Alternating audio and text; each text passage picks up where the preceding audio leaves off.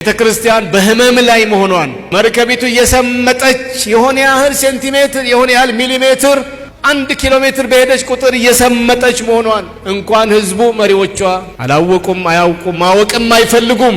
ወንበራቸውን ያመቻቻሉ።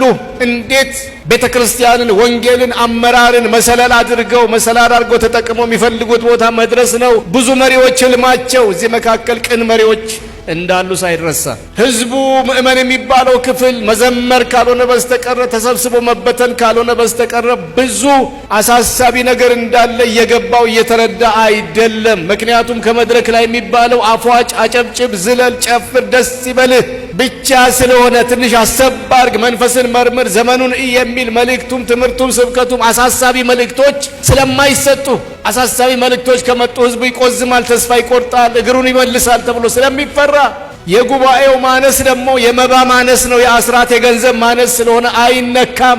ግን አንድ ነገር ልንገራችሁ፣ 20 ዓመት 30 ዓመት 50 ዓመት 100 ዓመት እግዚአብሔር ያውቃል።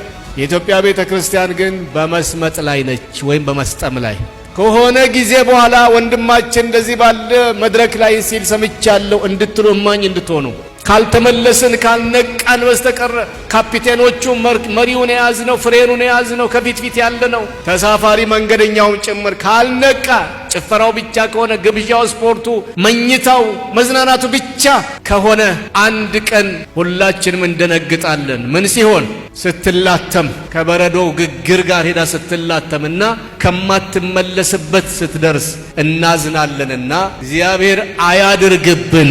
ያንቃን በመንፈሱ አሜን በሉ እስቲ።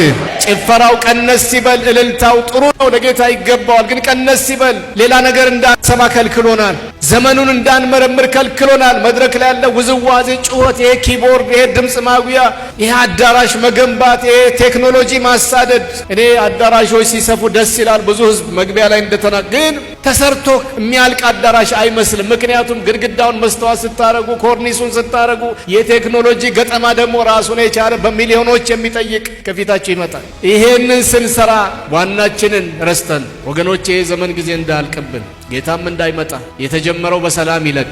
ከዚህ በኋላ ግን ቆጠብ ማድረግ ጥሩ ነው። ገንዘቡንም ጊዜውንም አቴንሽኑን ጉልበታችንንም ቆጠብ አድርገን በዋና ነገር ላይ ብናውል ጥሩ ነው። ንስሐ ላይ፣ ጸሎት ላይ ቢተኮር፣ ቃሉ ላይ ቢተኮር፣ ተልኳችን ላይ ቢተኮር፣ ዋና ጉዳዮቻችን ላይ ብናተኩር። ከህመሞቻችን አንዱ ይሄ ነው። ውድድሩ አሁን መሬት ላይ ሆኗል፣ ህንፃ ላይ ሆኗል፣ መድረክ ማጋጌጥ ላይ ሆኗል። እኔ ነኝ ያለ ዘመናዊ ሌተስት የሆነ ቴክኖሎጂ መሳሪያ መድረክ ላይ አምጥቶ መግጠም ላይ ውድድሩ ማን ከማን ይበልጣል፣ የትኛው ቤተክርስቲያን ከየትኛው ቀድሞ ገጠመ ለመባል አሁን ውድድሩ እሱ ላይ ሆኗል። በዚች ድሃ አገር በቀን 2 ጠግቦ ማይበላ ህዝብ በሞላበት አገር አባቶቼ መሪዎቼ እንደተዳፈርከው አትቁጠሩ፣ ግን ይታሰብበት።